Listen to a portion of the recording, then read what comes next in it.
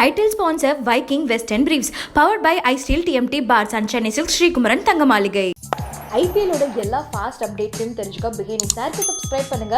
Behind it's ஆரோட link கீழே comment box and டிஸ்கிரிப்ஷன்ல இருக்கு. ஐபிஎல் 2019 செமையா போயிட்டு இருக்கு. இப்போ நம்ம என்ன மேட்ச் பத்தி பார்க்க போறோம்னு பாத்தீங்கன்னா, நம்ம Chennai super Kings versus Delhi Capitals. First match பாத்தீங்கன்னா சென்னை ஆர்சிபி ரொம்ப ஈஸியாவே டிஃபீட் பண்ணிட்டாங்கன்னே சொல்லணும். அண்ட் டெல்லி பாத்தீங்கன்னா மும்பை இந்தியன்ஸ் பீட் பண்ணி ஒரு பெரிய அப்செட் கிரியேட் பண்ணாங்க.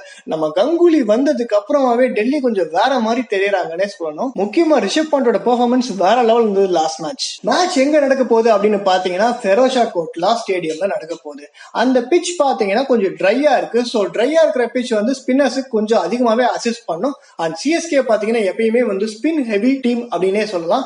ஏன்னா ஹர்பஜன் சிங் இருக்காரு, ஜடேஜா இருக்காரு, இம்ரான் தாஹிர் இருக்காரு, கேதார் ஜாதவ் இருக்காரு, சுரேஷ் ரெய்னா கூட பவுல் பண்ணுவாரு சில ஓவர்ஸ். சோ இந்த மாதிரி நிறைய ஸ்பின்னிங் ஆப்ஷன்ஸ் இருக்கு. அண்ட் டெல்லியிலயும் பாத்தீங்கன்னா நல்ல ஸ்பின்னர்ஸ் 2 பேர் இருக்காங்க. சோ டெல்லி நமக்காக ஸ்பின் அட்டாக்கையும் ரெடியா வச்சிருப்பாங்க நம்ம நம்பலாம். இந்த 2 டீமுமே முதல் மேட்சை வின் பண்ணிட்டேன்னு பயங்கர கான்பிடண்டா இருப்பாங்க. சோ இப்போ இவங்க 2 பேரும் மோதிக்கும் போது ஒரு பெர்ஃபெக்ட்டான ஒரு காம்போவா இருக்கும் நான் நினைக்கிறேன். சிஎஸ்கே பொறுத்த வரைக்கும் பாத்தீங்கன்னா ஒரு எக்ஸ்பீரியன்ஸ்டான டீம், ஒரு ஃபுல் ஆஃப் ஆல்ரவுண்டர்ஸ், ஒரு பர்ஃபெக்ட் பேலன்ஸோட இருக்கிற டீம்.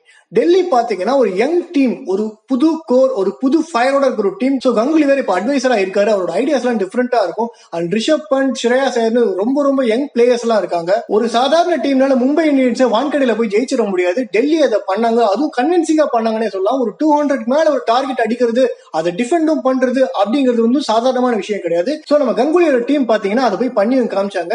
சோ டெல்லியை வந்து சிஎஸ்கே லைட்டா எடுத்துக்க கூடாது. சிஎஸ்கே வந்து ஆர்சிபி கூட வின் பண்ணியிருந்தாலும் நம்ம 70 அப்படிங்கிற டார்கெட்டை 70 ஓவர்ஸ்க்கு மேல பொறுமையா தான் அடிச்சோம். நம்ம ஒன்றும் பயங்கர கன்வின்சிங்கா வின் பண்ணிடல. சோ டெல்லியை பொறுத்த வரைக்கும் பாத்தீங்கன்னா சிஎஸ்கே இன்னுமே கொஞ்சம் ஜாக்கிரதையாவே இருக்கணும். அண்ட் ஸ்டீஃபன் பிளமிங் இந்த மேட்ச் பத்தி என்ன சொல்லியிருக்காரு அப்படின்னு பாத்தீங்கன்னா, ஒவ்வொரு டைமே ஹோம் விட்டு அவே போகும்போது நமக்கு நிறைய சேலஞ்சஸ் இருக்கும். ஒரு பெர்ஃபெக்ட் பேலன்ஸ், ஒரு பெர்ஃபெக்ட் மிக்ஸ் ஸ்குவாட செலக்ட் பண்றதுன்றது எனக்கு எப்பயுமே ஒரு சேலஞ்சா இருக்கும் அப்படின்ற மாதிரி சொல்லியிருக்காரு. சோ தோனி மாதிரி ஒரு கேப்டன் இருக்கும்போது பாத்தீங்கன்னா ஒரு டாக்டிக்ஸ் எல்லாமே கொஞ்சம் டிஃபரெண்டா இருக்கும். அண்ட் நாளைக்கும் ஒரு அதை பயங்கரமா எக்ஸிக்யூட் பண்ணுவாரு. சோ இந்த பிராக்டிஸ் செஷன் முடிச்சதுக்கு அப்புறமா எங்க டீம் பேலன்ஸ் என்ன அப்படிங்கறத நாங்க அதை பத்தி யோசிப்போம். அண்ட் எப்பயுமே ஹோமை விட அவே கேம்ஸ்க்கு நாங்க நிறையவே இதுக்காக டைம் ஸ்பெண்ட் பண்றோம் அப்படின்ற மாதிரி பிளமிங் சொல்லியிருந்தாரு. அண்ட் டெல்லி கேபிட்டல்ஸோட கோச் ரிக்கி பாண்டிங் என்ன சொல்லியிருந்தாரு அப்படின்னு பாத்தீங்கன்னா, இனிஷியல் ஓவர்ஸ்ல வந்து எங்களோட டாப் பேட்ஸ்மேன் கொஞ்சம் ஸ்ட்ரகிள் பண்ண மாதிரி இருந்துச்சு. பிகாஸ் பிட்ச்ல வந்துட்டு மூவ்மெண்ட் அதிகமாவே இருந்துச்சு. அண்ட் போக பிட்ச் ரொம்ப ஈஸி அவுட் ஆயிடுச்சு. சோ அதனால ரிஷப் பண்ட் பயங்கரமா ஸ்கோர் பண்ணாரு. சோ நாளைக்கு பாத்தீங்கன்னா பிட்ச் அவ்வளவு மூவ்மெண்ட் எல்லாம் இருக்காது. சோ பேட்டிங் கொஞ்சம் ஈஸியா இருக்கும். ஷிகர் தவனோட ரோல் பொறுத்த வரைக்கும் பாத்தீங்கன்னா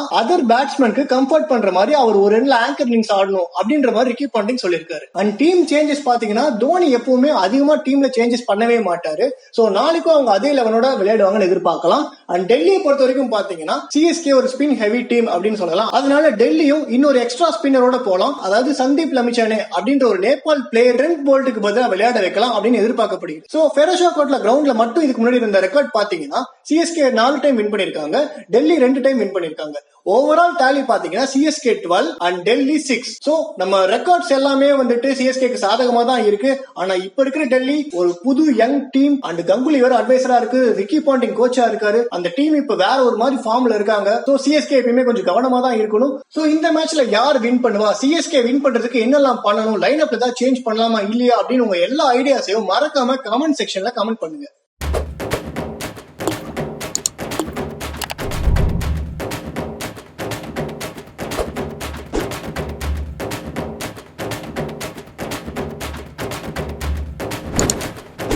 Title sponsor Viking Western Briefs. Powered by iSteel TMT Bars and Chennai Silk Srikumaran Thangamaligai.